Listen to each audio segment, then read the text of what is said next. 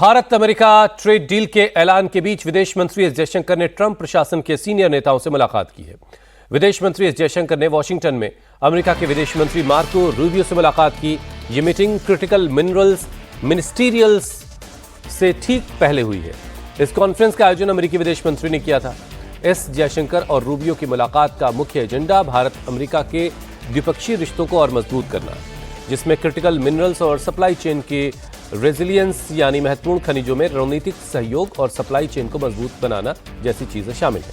Clean energy transition और आर्थिक राष्ट्रीय सुरक्षा के लिए विश्वसनीय सप्लाई चेन सुनिश्चित करना इसमें शामिल है।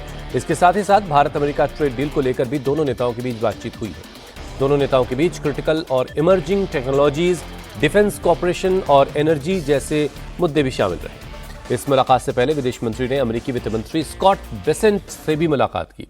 वित्त मंत्री के साथ अपनी मुलाकात की तस्वीर शेयर करते हुए एस जयशंकर ने लिखा, भारत और अमेरिका के बीच आर्थिक साझेदारी और रणनीतिक सहयोग को लेकर महत्वपूर्ण बातचीत हुई है।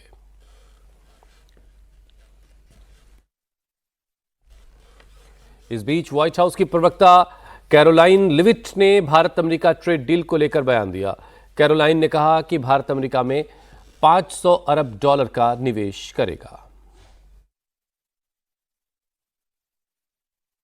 India committed to not only no longer purchasing Russian oil, but buying oil from the United States, also perhaps from Venezuela too, which we know will now have a direct benefit on the United States and the American people.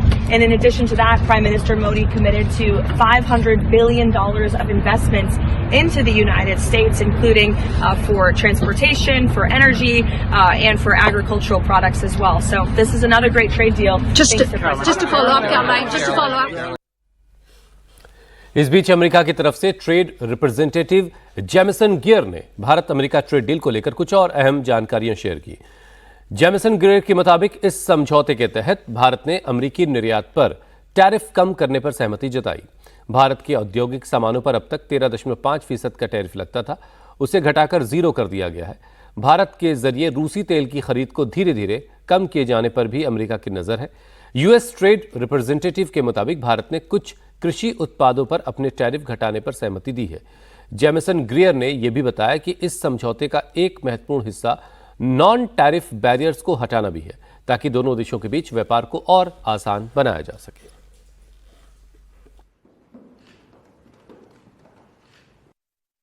We know the details. It's a very exciting opportunity. On the one hand, we'll continue to maintain some level of tariff against India, 18%, because we have this giant trade deficit with them.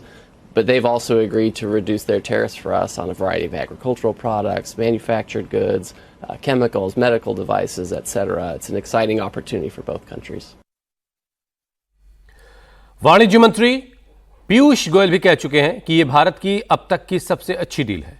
इससे make in India को बढ़ावा मिलेगा। भारत के MSME sector, textile, marine और sea food sector, leather industry, technologies और IT sector को भी इसका बहुत फायदा मिलने वाला है।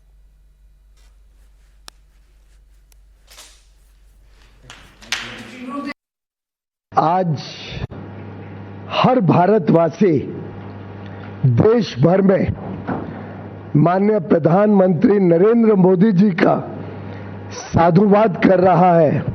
भारत के भविष्य को 4 चांद लगाने वाला ट्रेड डील माननीय प्रधानमंत्री नरेंद्र मोदी जी के नेतृत्व में